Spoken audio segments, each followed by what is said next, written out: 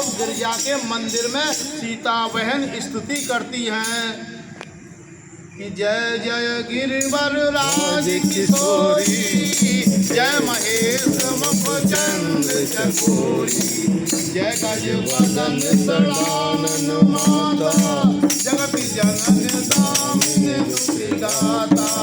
नहीं सही तब आदमति अवसाना, अमित प्रभाव वेद नहीं जाना। भव भव विभव पराभवकारिण, विश्व विमोहन सबसु विहारिणी। स्तुति करने लगी हाथ जोड़ करके, हे हिमालय की पुत्री पार्वती आपकी जय हो। महादेव के मुख रूपी चंद्रमा को की चकोरी आपकी जय हो। हाथी के मुख वाले गणेश जी, 6 मुख वाले कार्तिकेय की माता गणेश जननी कार्तिकेय जननी आपकी जय हो। ऐसी स्तुति करने लगी। आपका ना कोई आदि है, ना कोई मध्य है, ना कोई अंत है। आप तो अनंत हैं। आप निर्गुण होते हुए भी सगुण हैं, सगुण होते हुए भी निर्गुण हैं। आप सारे संसार को उत्पन्न करने वाली हैं, सारे संसार का पालन करने वाली है, सारे संसार का संहार करने वाली है। आप त्रिगुणमयी देवी हैं, आदि शक्ति है। आपकी जय हो। इस प्रकार से पति को इष्ट देव मानने वाली नारियों में आप, हे माता, आपकी प्रथम गणना है। आपको बारंबार मैं प्रणाम करती हूँ। इस प्रकार से स्तुति करने लगी। सुनसिए उसके बाद विनय प्रेम बस भैया भवानी, हसी माल मूरत मुस्कानी, सादर सिय प्रसाद सिर धरियो, बोली गौर हरस हिये भरियो। गिरजा जी सीता जी के विनय और प्रेम के वशीभूत हो गई। इतना प्रेम करो, बहुत ध्यान देने की बात है। जो अधिकारी हैं उन्हें ध्यान पूर्वक सुनना चाहिए। इतना प्रेम करो, चाहे अपने कान्हा लाला से प्रेम करो, चाहे अपनी जगत जननी सिया लली से प्रेम करो, वो तुम्हारे सामने प्रकट हो जाए और तुम्हारी हर आकांक्षा को भक्ति प्रदान करने के लिए विवश हो जाए। इतना प्रेम करो। इतना प्रेम सीता जी ने किया गिरजा से, और गिरजा कैसी हो गई? उनके प्रेम के वशीभूत हो गई और माला खिसक करके मूर्ति मुस्कुराई और सीता जी के गोद में फूल गिर पड़ा। और सीता जी उस फूल माला को सीता जी ने सिर पर धारण कर लिया। गौरी के हृदय में हर्ष भर आया, प्रेम भर आया और कहने लगी, सुन सिय सत्य आशीष हमारी, पूजय मन कामना तुम्हारी। हे सीता, हमारी इच्छा सच्ची सुनो। आशीर्वाद सच्चा है कि तुम्हारी मनोकामना पूर्ण होगी और नारद जी का जो वचन है वो पूर्ण रूपेण सत्य हो जाएगा। सोबर मिलय जाए मनु राचा, और तुम्हें मन के अनुरूप वर मिलेगा। ये नारद जी का वचन सत्य होगा।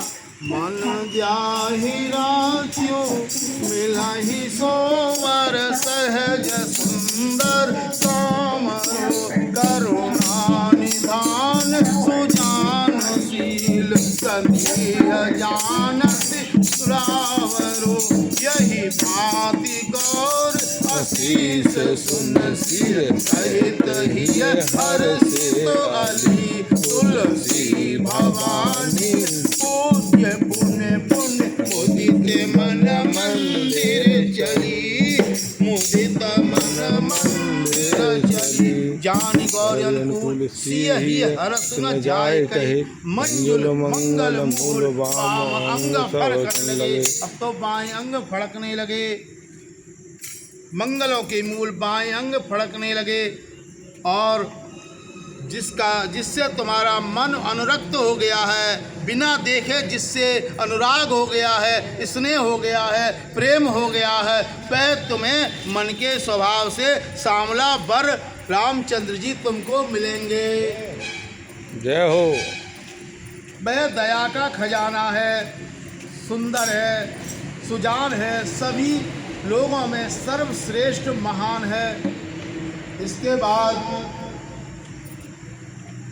गौरी जी का आशीर्वाद सुन करके जानकी जी सहित सारी सखियां हर्षित हो गईं, आनंदित हो गईं, प्रफुल्लित हो गईं। और तुलसीदास जी कहते हैं भवानी जी को बार बार पूज करके सीता जी प्रसन्न मन से राजमहल की ओर लौट पड़ी। जान गौर अनुकूल सियहि हर्ष न जाय कहीं, मंजुल मंगल मूल बाम अंग फड़कने लगे। अब तो क्या था, बाएं अंग फड़कने लगे। गौरी जी को अनुकूल जान करके सीता जी के हृदय में आनंद उत्पन्न हो गया, हर्ष उत्पन्न हो गया और सबके बाएं अंग फड़कने लगे। उधर क्या था, हृदय में सीता जी के सौंदर्य की सराहना करते हुए दोनों भाई गुरु जी के पास चल दिए। विश्वामित्र जी ने सब कुछ कह दिया। उनका सरल स्वभाव है, छल उनको छू नहीं सकता। फिर क्या हुआ, फूल पा करके विश्वामित्र जी ने पूजा की, दोनों भाइयों को आशीर्वाद दिया कि सुफल मनोरथ होए तुम्हारे, राम लखन सुन भय तुम्हारे। उधर गौरी जी ने आशीर्वाद दे दिया सीता जी को, इधर विश्वामित्र ने राम जी को आशीर्वाद दे दिया कि तुम्हारे मनोरथ सिद्ध होंगे। क्या कहने लगे कि तुम्हारे मनोरथ, मन की आकांक्षा पूर्ण होगी। और ये सुनकर के राम और लक्ष्मण बड़े ही आनंदित हुए, बड़े ही प्रसन्नचित हुए, सरकार प्रसन्न हो गए। राम जी सरकार प्रसन्न हो गए। बोलिए सियावर रामचंद्र भगवान की जय। करे भोजन मुनिवर ज्ञानी, लगे कहने कछु कथा पुरानी। अब विश्वामित्र जी भोजन करके कुछ प्राचीन कथाएं सुनाने लगे। उसी समय पूर्व दिशा में चंद्रमा उदय हुआ, जो सीता जी के मुख के समान बहुत ही दिव्य था। उसे देख करके मन में सुख पाया और मन में विचार करने लगे, सीता जी के मुख के समान चंद्रमा की भी शोभा लज्जित है। उसके बाद फिर राम जी मुनि के चरण कमलों को प्रणाम करके आज्ञा पाकर उन्होंने विश्राम किया।